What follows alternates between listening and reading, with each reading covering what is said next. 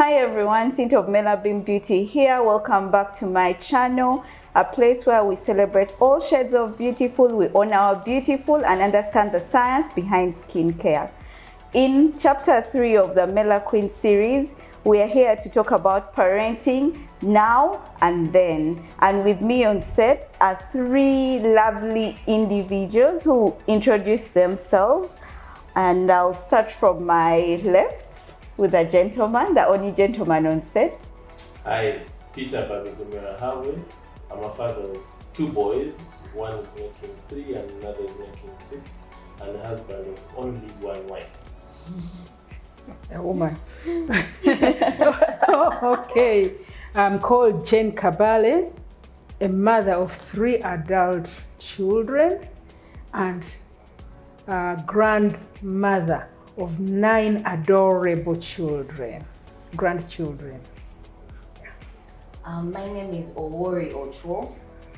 A mother of 2 and a wife, 7 years today. Yeah, my eldest is 9 and the other is 3. It's nice to meet you. And here to represent all the people with only theoretical knowledge on parenting is myself, Cinta. So let's get into it. They say children are a reflection of their parents. And there are people also subscribe to the saying that we only give birth to the body, we have no influence over a child. So let's just look into it and understand, do we only give birth to the body and we have no influence on children, or do we actually influence our children and they become a reflection of our mannerisms, our behaviors, our likes and dislikes?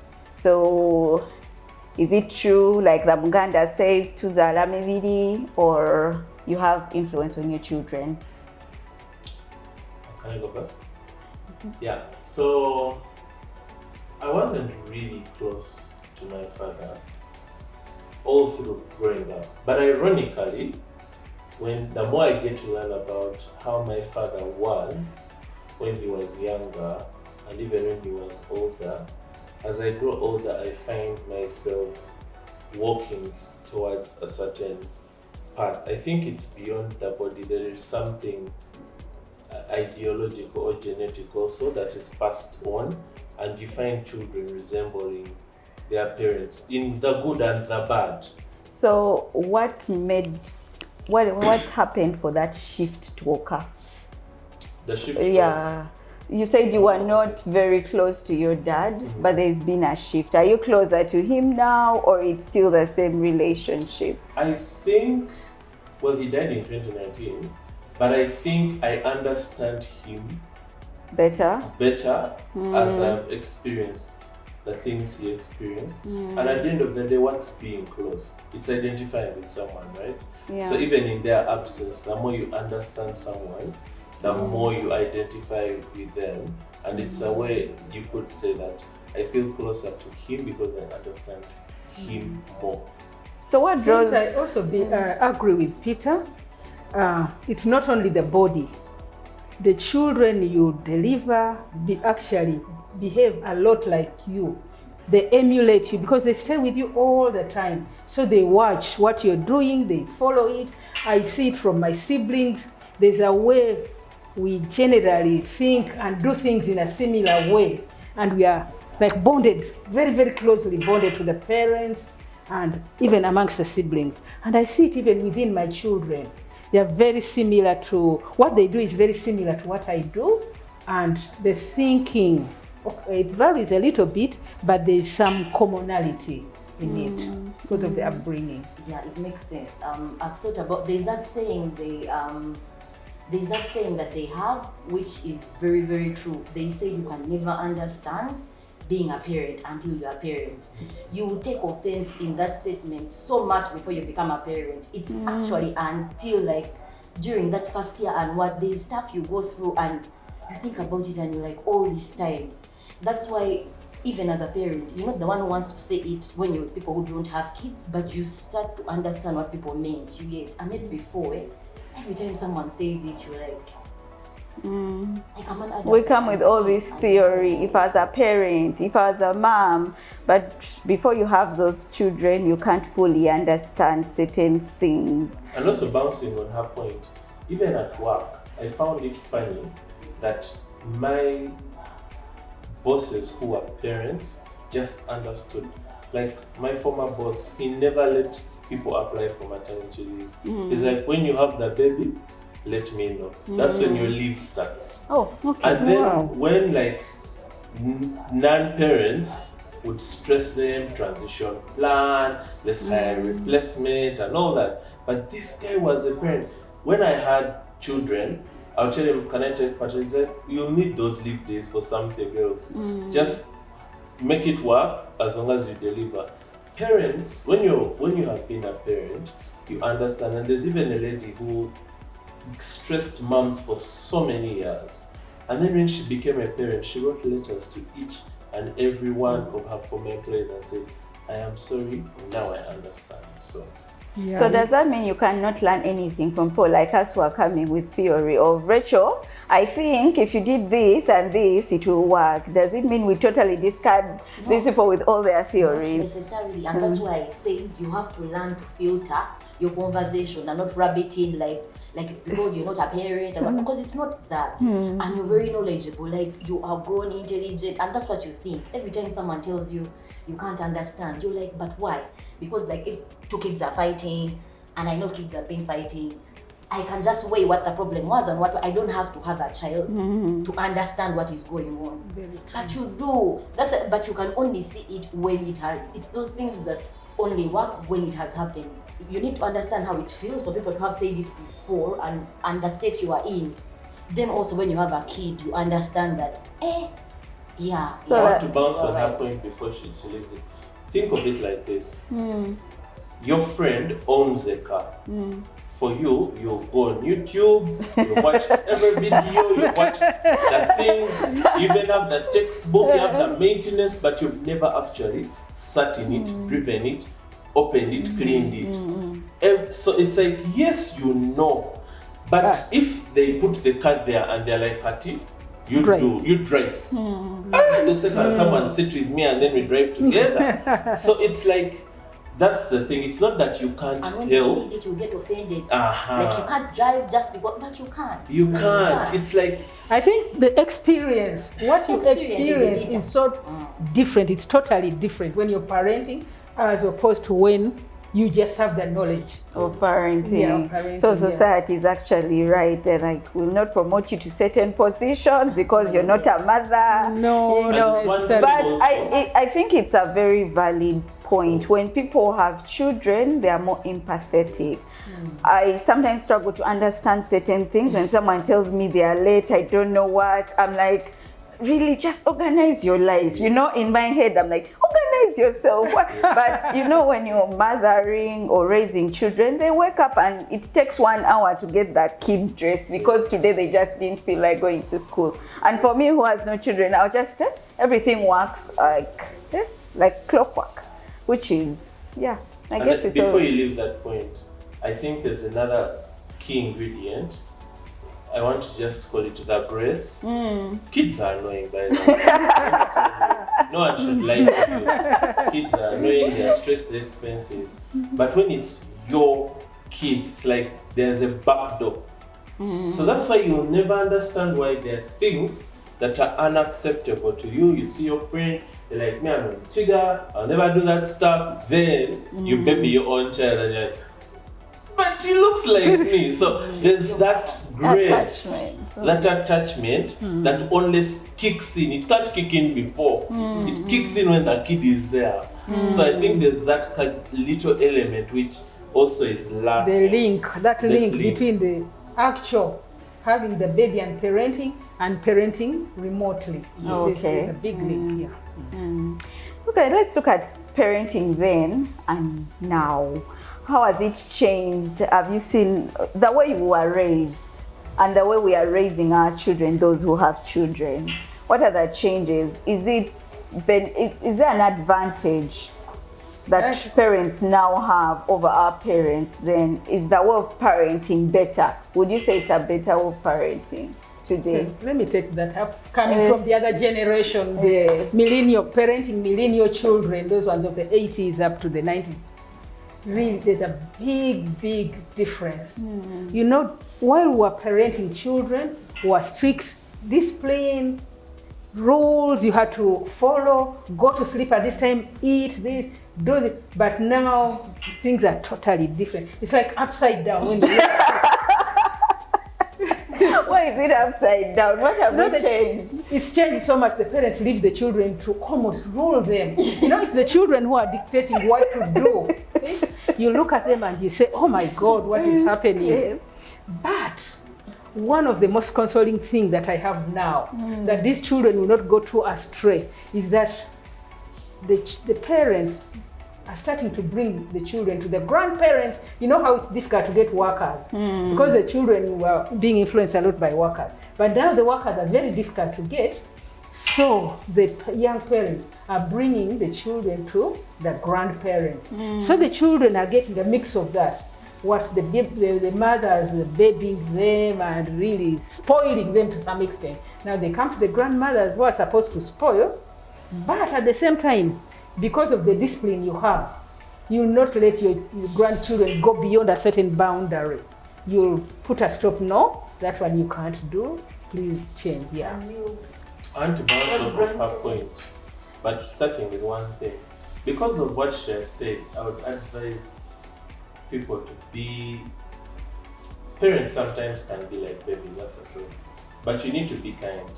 Parents are unreasonable, they are very entitled. You know, I did this, you know, I did that. Many times you're dealing with your parent and they're being unreasonable. Just don't like engage negatively.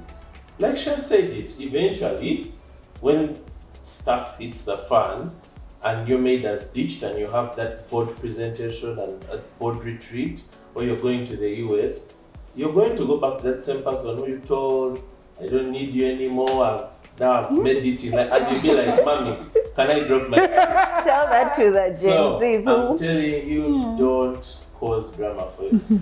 They are weird and traditional and all that. It's fine. Even if you don't understand it, go with the flow. Because they are like your fallback position. They are the only person who you can like ditch your kids with and go to Nairobi for a weekend and not feel stressed. But on that as well, how about all the people who also don't have that? You've not thought about it? Yeah, like I've been hearing you guys, and there are many people who don't have like their very parents, their what, but they have made it and everything, and you have kids, but you don't have grandparents. You don't have valid people that you would call. There are very many. Like I have so many friends who that's not even an option. Yeah. You get so now what do those guys do? Because now the solution seems like grandparents. So for people who don't have grandparents. But I think it goes back to the African saying where it takes a village to raise a child. And yet Yes. but then our villages are not villages. Remember, how we grew up is not how we grew up. But you have a friend you can trust your child with, and right? Things keep changing. Yeah, like now, from when I was a kid, we've been to like 4-5 different places. I mean, physically. You can't make attachments. That can't be your village. A village raises a child, but a village is made with time. Those were bonds that we made because you know those people's parents, you know those people's parents. That's what we actually meant by the village raises a child, because your neighbors are your family. But these guys get. 3/4 of the time, even when it's not dated, you actually don't want your kids to play with the neighbors' kids. Some things that they do, and you're like, Hey, you don't want to pick up the mannerisms. That's why also those who look at grandparents and they will tell you they're like, no, me, I'm actually fine with not having that place because that's actually what spoils my children. Kids. Yeah, they are pampered by the grandparents. They think they have this, or I have this at my grandmother's house, I have this at my grandmother's house. It makes them. But let's look at that discipline. I also want to agree that parents these days over pamper children. You find a child in the supermarket on the floor wailing, throwing these tantrums because they simply got a no from the parent. And the parent is also standing. They can't take control of this kid. So I find like our generation babies children, there's a difference between, I know we've taken this whole thing of be a friend to your child too far. That's honestly speaking. We want to be friends and not parents to our children. That's me, from my theory. Yes. But I think people should learn to stand in the mirror and practice how to say no and tell their children, you know what? I am your friend, but overall, I'm your mother. Yes. So I don't care if you're angry with me. This has to be done this way. Because I remember growing up, your mom would just sit here and throw you a side eye. And whatever you are doing, you know it's wrong, and stop immediately. Very interesting. Question though, that side eye, did it work for all of you? Yes. No, I mean like so all of you guys, as soon as they throw your side eye, because No, No, you are out side eyes, but I know that even when they were side eyeing, some of my brothers were still waiting. No, then she would stand up and come and pinch you a I bit. think who go beyond that. Side eye. Like there are also some kids I think who their parents were not ready. For me, I think, and this is something my wife and I had to work through, but I think one, it's boundaries. Number two, it's overcompensation, right? So one, people fail to establish boundaries. So, I mean, I'll use the analogy. Someone says you can play with your mother's breast, but you can't play with your father's testicles. So I even tell my single mom friends that kids need a father figure. They need that ghost, that boogeyman, where you say, I'm going to tell this person. Daddy. Why? Because those that they use, you create that box of boundaries, and they know when I cross the line, there'll be consequences and repercussions. You need to be intentional about who your children are friends with. And when I was young, my parents used to say, don't go to that one's house, don't go to that one's house. The problem is my parents never used to explain anything. Why you go to school, Which why African you parent would explain No, but now anything? that's Sometimes a no was a no. The reason was none of your business. And A that's no something- was a no. And that's something which I think we need to change. That's Now, true. for me, for everything I do, my children understand why. Because I need them to get on board with that decision. Why? If they get on board with it, it means when they're 18, I won't have to argue with them. I'll tell them no phone and it's no phone. Why? Because they built up those values as we come up. So when you tell someone why something is happening, why are we broke? Why can't you buy me that toy? Not I just said no. You can't eat ice cream because you have a cold, you'll get worse. No ice cream today, then you give them ice cream tomorrow. Children like consistency. By explaining to them the rules, you help them establish consistency. When you give them ambiguous stuff that goes on your feelings, you say no phones for a week, then they come to talk to you, you feel like you don't have the energy to engage with them, then you're like, why didn't I give you your phone? That's cheating. And you will pay the price for it because they'll be like, so the rules aren't rules.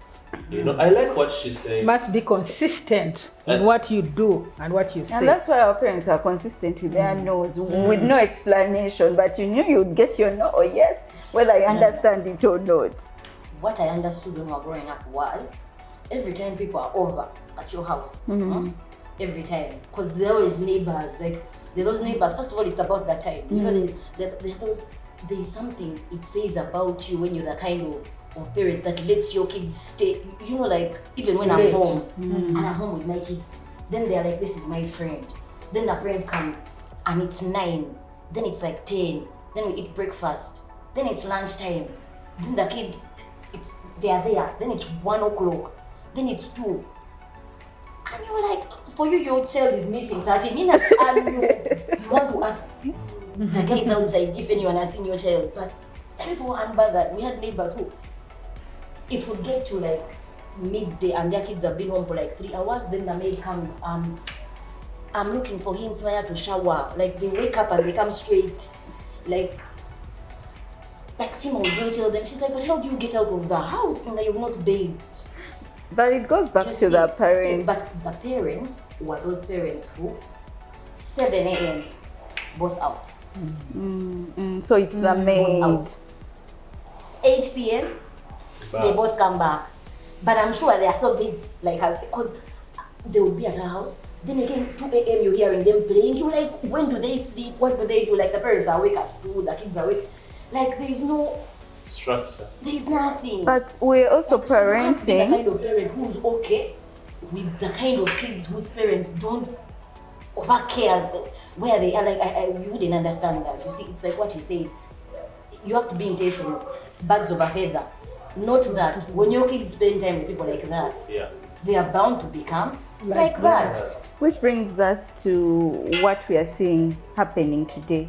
We are parenting in an era where we are heavily influenced, our children are heavily influenced by the maids or the caretakers, the internet. And this is due to the fact that we are living in two-income households. So the mothers are busy, the fathers are busy. These children are being parented by TikTok, by YouTube, and the maid, and whoever else is present. So we've seen changes in the way children act, react. Yes, it's good. Our children are more assertive. They will ask. They will need an explanation. But we see that in behavior, the children the behaviors they are picking up, and they're just, to me, they are foreign behaviors. A total lack of respect for your mom. These are children who be like, but mommy, something, and you're like, please just respect your mom. Why are you asking your mom such a question, you know? So there's that internet and the unavailability of parents trying to make all the money in the world, but not actually being active and intentional parent. Now the problem is, people do things just cause. They don't have a vision or a plan. They don't even know how long will I work at this organization, how long will I drudge in the field and do this. So they switch on in the morning, they go, they come back, they go, they come back. But let's be honest with ourselves. For those 8 hours, are they really working? Because people go, they flirt, they eat, they be on Facebook, they do it. Then they come back and they're too stressed to parent. They're escaping from home, they're escapees. You get it? Yes. Because me personally, let me tell you, from January 2nd, 2016, when I got married, if it is once or twice when I've not gone home straight after work, it's when like we had to see off a colleague who was leaving the organization or what. This stuff, hanging out with the boys. Why would 6 married grown men go to a bar together? You don't just understand. The boys. Like, you are single, you are with the boys. I thought the goal was to get someone. Now you've gotten someone, and now you've gone back with the boys. These are escapees. You get it? Eh? So me, I get the whole thing to parent work, but I can assure you, 5 o'clock every day, I get on my Tondeka, go to Tinder, be with my boys. When they sleep, hang out with my wife. You get it? You have to be intentional. Even at work, you can decide that I'm going to chape, and I'm using the word chape to mean intentional working. Work of 8 hours, I'm going to do it in 5. So that by 2, I've cleared my desk. What does your supervisor want? Unless they have a crush on you, it's not you being what? They want deliverables. You've delivered. You've sold your things. You've given out your Panados. I don't know, you've sold your clothes. You've cleared your task. If you tell this chap it's 4, I'm going to pick my kids from school, will they refuse? No. They're still flirting, eating, talking about which car crashed at Acacia or whose papers expired. Then at 5, you're like, I want to go, and they're like, me young, to never be late. You stay and work up to 8. And they're slaving me at this office. It is you. Be intentional. Put on headphones, ignore the boys, do your work and go home. And today it has helped me understand, having worked in several places in a bank, and I saw these 2 ladies choose to resign, and I didn't understand. And she told me, she's like, Jacinta, my greatest achievement in life is being Mrs. So-and-so and a mother to these and these children of mine. So this job does not help that, and I choose to let it go. And at that point in life, and up to today, it's the first time that I truly understand why people take those decisions. So I didn't understand. I would just tell people, you can do it, you can do it, you can go to the field. But now I realize a month away from your children is a long time. When there's no one else there with even them if there is someone, you think about it, a month away as a mother from your children because you're out in the field looking for money. It has an impact. Like they say, you could be the biggest, the baddest, the most awesome CEO. If you have children that are not fully functional, you have not achieved anything. You'll never be happy. So today I finally understand why that decision is taken by so many mothers, not necessarily fathers. Have you noticed more men go to study abroad than women? True. Yes. Women don't also go to study. We want to, But you have to stay with the children, the But family. they're like, in those 11 months, I don't want to come back and bury my what? My child. You know, it is the real reality that women are forced to give up. That's why me personally, as a rule, when I'm in charge of something, no work after 5. We all have gender roles. Babes have to go and cook, you're going to your back. So when you're delaying people here, what more are you delaying? You work within working hours. If work stops at 5, we close the meeting, we start from there tomorrow at 8. So I don't tolerate such things, calling meetings at 8 p.m., 10 p.m. as if, you know, you are alone. I tell people, you be very cautious. Work when it's time to work, leave people to have their personal lives. And it's a tight principle of mine. I even feel sorry for people who will work under me. It's a very non-negotiable. They'll be very happy because, you know, they have the time for their family. Yeah. So are 50-50 income households fair? Do you think they are fair?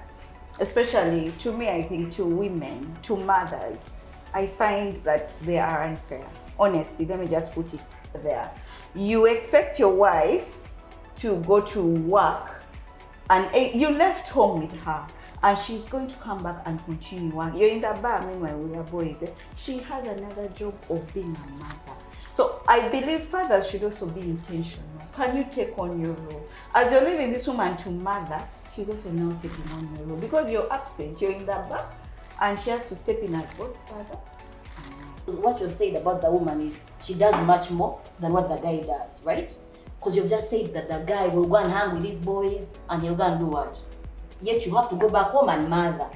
So But at the same time, being at home. No, at the same time, if you have a husband who does not do all those other things and actually comes back and mothers and be there and fathers with you.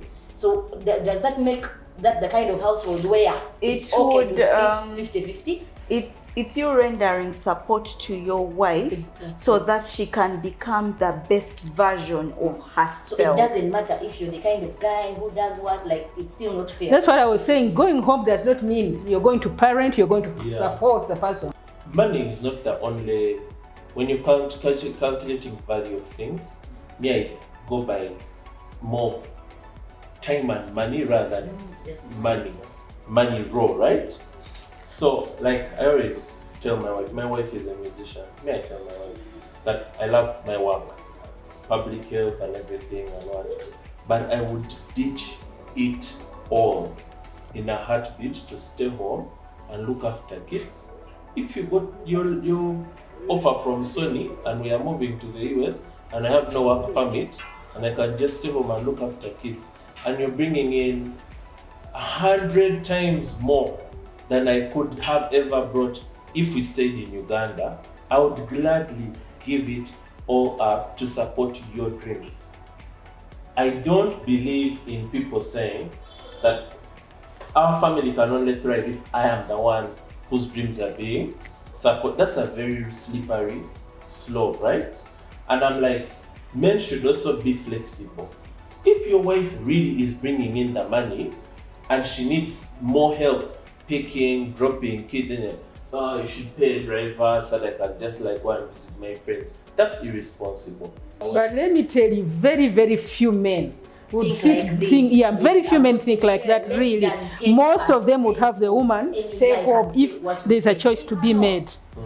Because, it disempowers them when, the woman is bringing 100% of the money and you are just at home. And that takes us back to old school parenting, because they learned from their parents that mothers stay home and fathers bring in. I beg to disagree. You would rather... That's double standards. I don't call it old school parenting because of this. My problem with my brothers these days, they are not real men. You see, my father did it all. You get what I'm saying? True. Paid all the bills, paid all the school fees. But the mother what was also supporting. If they want you to be home, do all, then they just bring some coins at the end of the day and run and play. Like me, I just can't accept that. If you want to be a traditional man, when you're still dating, you declare that for me, I am like this and I am like this. And when you get married to me, this is what you're expecting. Now, when they tell you, hair, what, don't start, now what is the hair for? Because you've taken it on that you will sit home, I will go and look for money wherever I have to get it from. My problem with my brothers is they want to have their cake and eat it. When it's time to release cash, you negotiate. When it's time for roles, you're like, there's a black and there's a white. So they want to mix old school parenting with the freedom and leisure of new school parenting. Those are double standards and it's just shameful. Many of the young men these days, Yes. they don't care. They'll just go out, leave things at home. So the woman, you have to look for the money to feed the children, even pay fees. They are absent parents. And They're the absent parents makes fathers. sense. Many absent fathers. Many absent fathers. I had a friend who declared, who's her husband to be. He had even proposed. He had a kid, and that day they had a kid when she was still at her mom's house. When he came to see her, after paying all the bills in hospital and everything, he sat down and told her, we're moving into a house. We haven't built a house yet. We're going to rent a house. And the house will be like 400K. And he really wrote a price list from the house to what they'll eat, to what they need to buy, to everything. Then he even said it like how you can total up the long-term things like to like 20M or so. And he really declared and said, now if our monthly expenditure is now 1.5, he's like, now I'm willing to look for the 1M. But in order for it to work, you have to find out. He's looking for the balance. The 2M. The 500. It was less. It was much less. Mm-hmm. But she had no job. She had no. So it's like you're giving her a deadline. Yeah? It's like organize yourself between now and then. Which goes back to Peter's point, and it's true. I think declaring your intentions and how you want to parent and how you want your marriage to work is very, very important. Yeah, you cannot be a traditional man who wants a modern wife. It just doesn't work. Bouncing off my other now super controversial thing. Sometimes people think to parent a child you have to be married, and that's a very dangerous line of thought. But they are too afraid to actually ask the question, should I still be with this person? They will be a good parent. The problem is with you.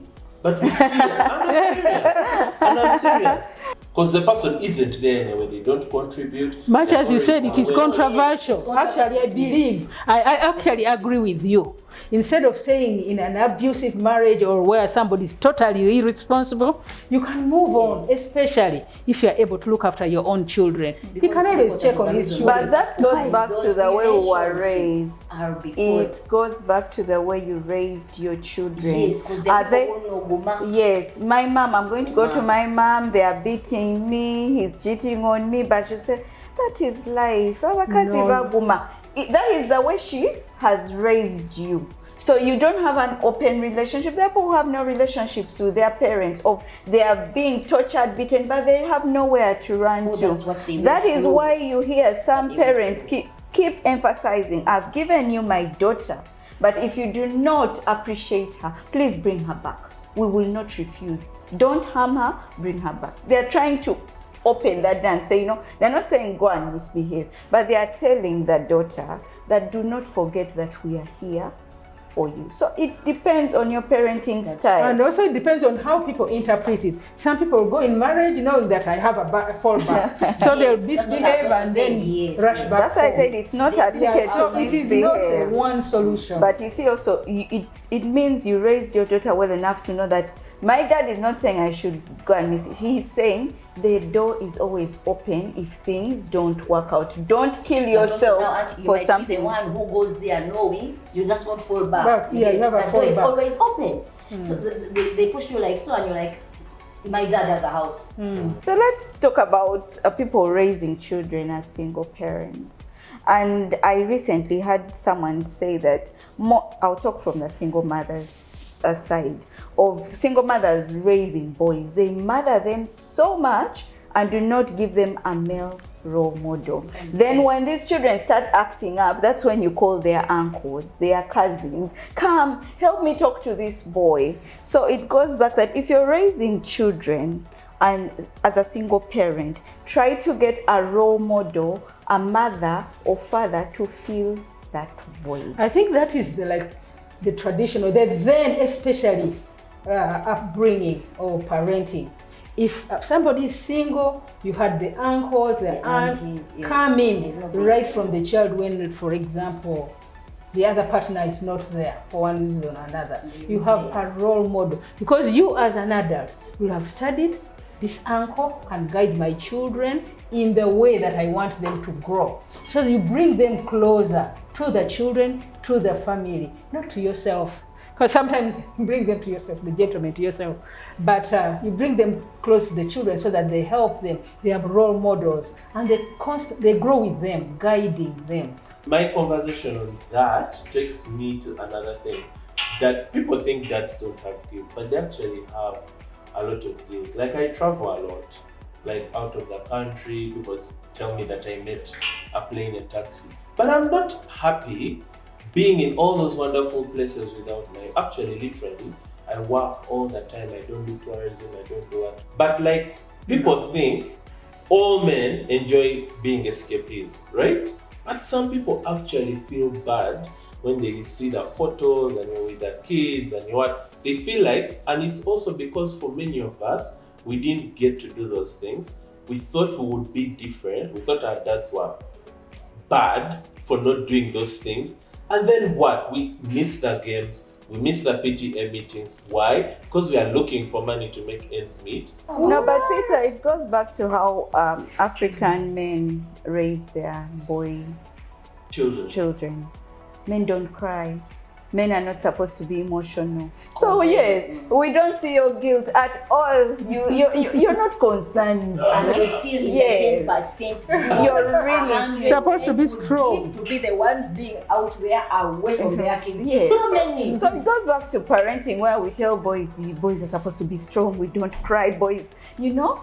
So yeah, but if you're going to be the head of the family, what do you expect? You need to be strong. If the man you start crying, what do you expect from the wife and then the children? They see you start crying. Yeah, you cry in the bedroom quietly there. I allow my boys to cry and I tell them it's healthy. I tell them to get it out. I never stop them from crying. I tell them even daddy cries as well.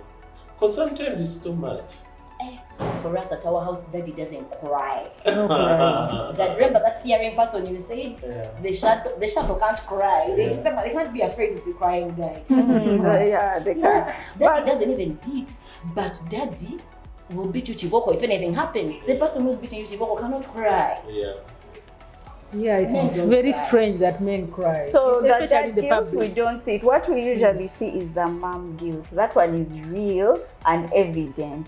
You find a parent who works, like a mom who works from 8 to 5 every day of the week. When she gets time with her children, you clearly see spoils them rotten, no spanking, no telling them off because she's just trying to compensate. Yes, she's feeling guilty. I work so hard. I can't beat my child. I'm never there. Oh, I work so hard. They should get everything they want when they ask. So yeah, let's ask people with mothers. That is very, very true. Mom guilt. Mom guilt. Did you experience No, mom guilt? I didn't. At all? Not at all. Because I had my rules. I had my whatever. They knew their boundaries. I knew I would have to go and work, but I'd come back at this time and be with them and give them quality time, but not material things. They knew if we need this, you can have it if you need it, not the wants. Because today you see wants, and the parents who are working are spoiling their children with material things. So what's driving the mom guilt in this era? Because it's rampant. Like the mom guilt in this era. I think there are many parents who, I think people are just different. There are people who, I don't know, I think that's how they express their love. It's not the right thing to do, but they're even those friends you have. Like it will be your birthday and then someone will send you like 100K, someone will send you a gift. Then don't you have your friends? Or the husband will send them like 5 sets of flowers. But for what? Like it's not necessary. I think there are people who just enjoy spoiling people. That's what I Can I can say. weigh Because, in? Again, it goes back to the point I made earlier about the inner child, the past. There are people who haven't dealt with issues they didn't in do their them past stuff. at all. So that means they're not even, you see them, they're full-grown adults, but actually that's a Their child children. you're interacting with. They have not dealt with their issues in the past, their disappointments, their what. Meaning, when they deal with a child, they are interacting at the same level. So when the child is being unreasonable, for them that's The reasonable. solution is to just It is reasonable Yes. that, yeah, you should be stressed that you're not watching TV at night. Let's watch the TV. No. Once I feel like when you have that chance, like, and I really thank God that before I got married, I was with my parents like for 3 months. I moved back in, and I got to interact with my dad and kind of work through some of those issues and kind of try to understand my parents more. Because for me, that's something that has helped me a lot with processing guilt. Because then I know that it's okay, like as parents, sometimes you will not be able to give your children everything they want. Men don't know a lot of things. So listen, be open-minded. If someone is concerned that you're distant from the children, don't just argue for and give excuses and explain yourself. Say, do you have some advice? Maybe I can. And don't say I'll take them to Dubai for Christmas. Like, don't use money to whitewash your parent obligations. Like, you find someone buying a PlayStation 5 and big life-size robots, and then they hear that it's the best dad in the world, and they're like, okay, see you in 365 days. That's not a substitute for parenting. So take antigens by no piece of advice from parents. Okay, my advice would be establish a close relationship with your children, love them, but be firm. You really have to set boundaries. You must set rules. There must be some form of discipline. And the children know, if I do this, mommy or daddy will not approve. So they know it all the time. Even when they are out of your presence, they will not do it because they know it's not right. Establish that relationship, the trust, consistency, and of course, no God. Thank you, that's my mom. Oh, Allah. Yeah.